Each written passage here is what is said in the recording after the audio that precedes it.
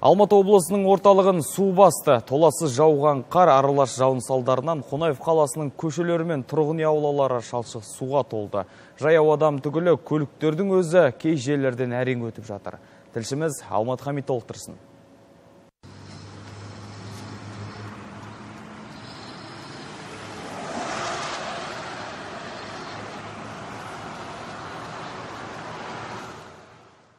Бұл қаланың қақ ортасындағы көрініс. Ауа райынан емес, шаһардың коммуналдық қызметтерімен жауапты бөлім жауапсыздығының салдары. Түсірілім тобы арнайы қаланы аралап көрдік.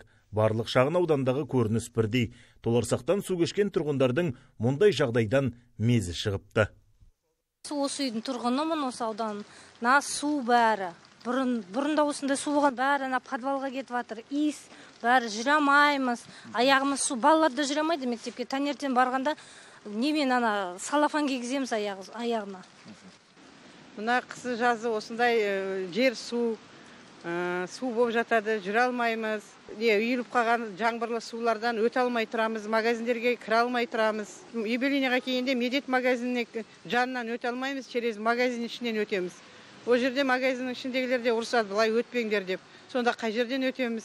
Коммуналдық қызметтер әрекетсіз деп те айта алмаймыз. Көше толған лай суды сорып жатқан бір-ақ көлікті көзіміз шалды.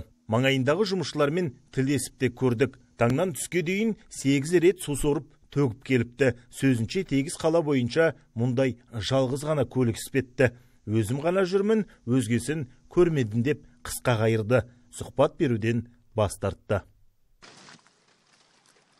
Кешелі бері әлеуметтік желіде әңгіме болған жағдай осы.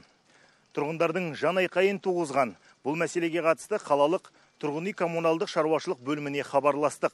Басшысы Дархан Қарақонысов бұл мәселеге қатысты жауап беруден басын ала қашты. Жауапты бөлім жауапсыздық танытса, жауапты кімнен аламыз? Алмат Хамит, Абылай Құттықбай, Жетісу арнасы, Қонаевтан.